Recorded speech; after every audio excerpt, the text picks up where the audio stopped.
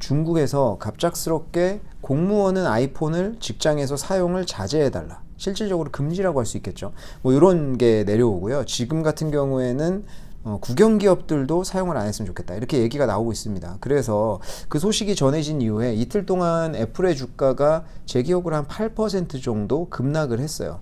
지금까지 애플이 신고가를 경신을 다시 할 것이다. 뭐 이야기가 굉장히 장밋빛으로 나오던 와중에 완전히 찬물을 끼얹는 이런 이야기가 나왔는데, 이런 이야기가 나온 뒷배경에 있어서는 지금 미중 무역 전쟁이 자리 잡고 있다. 이렇게 좀 볼 수가 있을 것 같고요. 지금 신냉전이 굉장히 격화되고 있는 시기잖아요. 이 애플에 대해서 중국이 내놓은 정책, 이 바로 전에 절묘하게도 화웨이가 최신 스마트폰을 출시를 했습니다.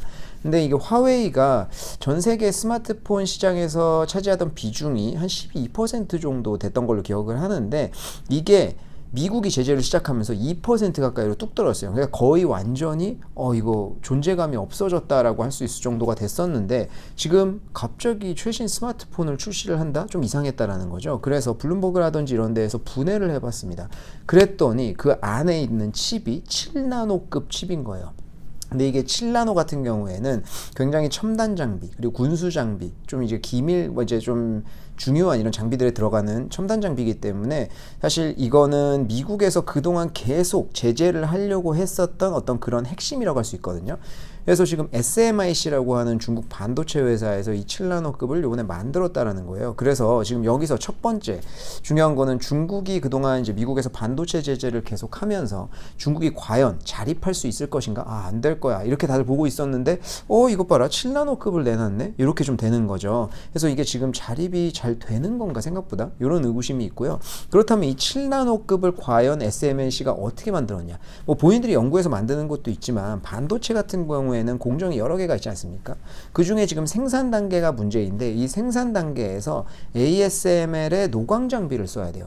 근데 이 노광 장비가 DUV가 있고요. 이제 뭐 자외선을 사용을 하는 건데, 뭐 극자외선, 심자외선 이렇게 이야기를 하는데요. DUV 제품이 있고, 그 다음에 EUV 제품이 있습니다. EUV 제품이 지금 7나노급 이상으로 더 좋은 제품들을 만들 수 있는 그런 노광 장비라고 보시면 돼요.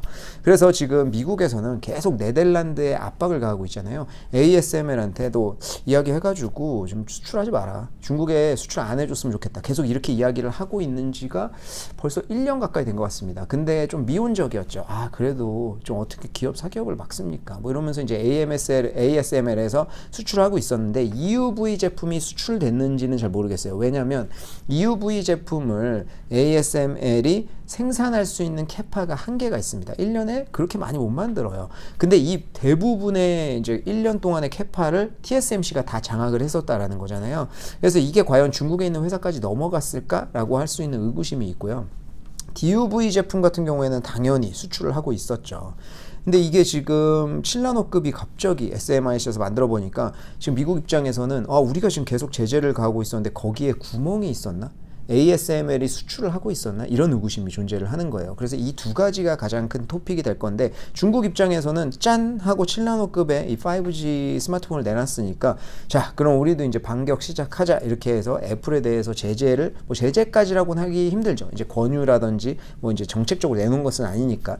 그래서 이런 제재라든지 들어가기 시작을 하는 겁니다. 그래서 지금 점입가경으로 가고 있는데, 뉴스가 계속해서 나오고 있어요. 지금 이 화웨이가 내놓은 이 5G 폰에 대해서는 지금 시장의 의구심은 뭐냐면요, 예를 들면은 7나노급을 플래그십 정도로 몇 개의 제품 정도는 나눌 수 있겠지, 그렇게 해서 짠 공개를 했지만 대량으로 생산은 힘들 거야, 이렇게 보고 있습니다. 왜냐하면 이 7나노급을 만들 때 물론 이제 크기가 14나노급 대비해서 40% 정도 줄어들고요. 성능은 한 10% 정도 좋아지는 이런 거거든요. 근데 이게 크기가 줄어들다 보니까 노광 장비가 EUV가 아닌 DUV로 사용을 할 경우에는요, 요거를 멀티 레이어링이라고 해가지고 계속 몇 번 찍어내는 거예요. 몇 번 찍어내서 7나노급으로 만든다고 해도 이게 7나노급으로 완전히 성능이 일치하지 않습니다. 그러니까 EUV 제품을 써야 빠른 시간 내에 정확한 7나노급을 대량으로 생산할 수 있는 거예요. 그렇다 보니까 근데 DUV 제품을 써가지고 7나노급을 어떻게 만들어냈겠지만, 이거를 대량으로 생산해서 팔 수는 없을 것이다. 이렇게 이야기를 하고 있는 건데 지금 또 오늘 나온 뉴스는 뭐냐면 10월 9일 날부터 고객한테 인도가 될 거고요. 예약이 들어갔는데 다 품절이 되었다. 이렇게 이야기 나오고 있어요. 그래서 10월 9일 날 실질적으로 인도가 되는지 봐야겠지만 인도가 된다라고 하면은 이거는 뭘 검증하냐? SMIC에서 7나노급 반도체를 대량으로 생산할 수 있구나 이렇게 볼 수 있는 거예요. 그래서 야 그러면 이거 EUV 제품을 갖고 있네 이렇게도 시장에서 볼 수 있는 거죠. 그럼 미국의 제재가 구멍이 뚫렸다라고 볼 수 있는 거고요. 그리고 또 ASML 같은 경우에 지금 DUV 제품을 중국에 넘겨주고 있습니다. 왜냐하면 지금 기존에 고객들이랑 계약은 다 체결해냈는데 아무리 미국이 이야기를 한다고 해서 이걸 파기할 수는 없잖아요. 그러니까 지금 계속 네덜란드 정부랑 이야기를 하면서 한시적으로 올해 말까지 기존에 계약된 물량은 넘겨줘야 되지 않겠냐 이렇게 돼서 올해 말까지는 넘겨주되 내년 1월 1일부터는 DUV 제품조차도 수출을 못하게 이야기가 됐어요. 그래서 지금 중국에 좀 난처한 상황이다 이렇게 이야기 됐는데 지금 바로 제가 이거 촬영하는 이 시점에서 중국에서 나온 뉴스가 뭐냐면 ASML에서 내년부터 전격적으로 재개할 것이다. 지금 7나노급을 SMIC에서 찍어내고 이제 5G 화웨이 폰이 나오면서 지금 그 기술이 검증이 됐다라는 거죠. 그러면서 이제 제품이 나올 것으로 확신을 하니까 ASML에서 수출을 재개한다 이렇게 이야기를 했습니다. 그래서 ASML에서 발표를 했다고 이야기를 했어요. 근데 이게 이제 뭐 단독 뉴스처럼 나온 것도 있고 해서 실질적으로 뭐 블룸버그나 로이터나 이런 데에서 이제 뉴스가 나와야 진짜로 검증이 좀 되기는 하는데 이게 사실이라고 하면요. 지금 이 냉전 관계는 굉장히 더욱더 점립가경으로 가고 있는 거라고 할 수 있습니다. 최근에 이제 그 브릭스에 대해서 제가 이제 월요일 출근길 주식시황에서 이야기를 한 적이 있는데 브릭스를 중심으로 해서 아시아의 반서방 세력이라고까지는 하기 힘들지만 하여튼 그들만의 공동체가 집중되고 있고요.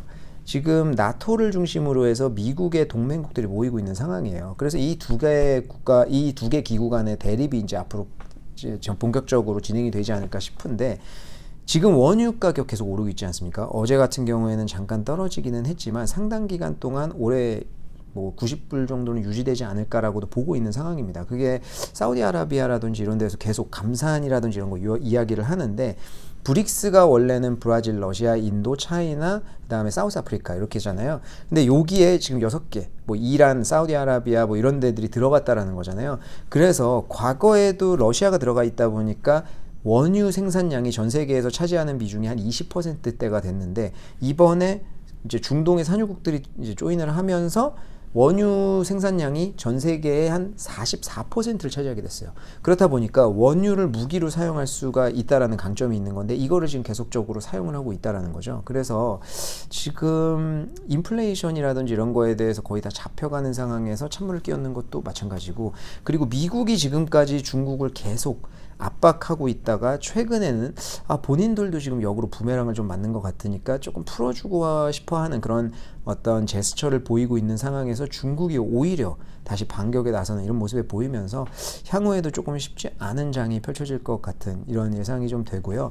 애플 같은 경우에는요, 지금 이번에 이런 규제로 인해서 조금 더 어떤 식으로 진행이 되는지 봐야 될 것 같습니다. 하지만 지금 공무원을 중심으로 해서 이런 권유, 당연히 공무원은 나라의 녹복을 받는 사람이다 보니까 이제 나라에서 그런 명령이 나오면 당연히 따라야겠죠. 하지만 민간인들까지 그거를 공무원을 보고 따라서 지금 나라에서 이런 어떤 제스처를 보내고 있으니까 우리도 좀 동참해야 되지 않겠냐라고 하는 것은 아직은 좀 지켜봐야 될 것 같아요. 왜냐하면 과거에 이제 어떤 애국 물결 같은 것들 이뤘을 때는 우리나라도 마찬가지지만 어떤 그 발작 버튼 같은 것들이 있어요. 건드리지 말아야 할 것들을 건드려야 되고 그런 것들이 돼야 되는데 지금 미국이 자꾸 중국을 어떻게 건드리고 있다라는 것에 대해서 국민들의 어떤 반발심이 있는지는 모르겠지만 애플이 뭔가를 잘못한 것은 아니거든요. 과거에 신장 면허 사건을 보면은 나이키가 공식적으로 발표를 했습니다. 우리는 신장에서 나오는 면허는 수입하지 않겠다, 사용하지 않겠다 이렇게 이야기를 했기 때문에 반발을 사면서 그런 이제 그 어떤 보이콧이라든지 이런 것이고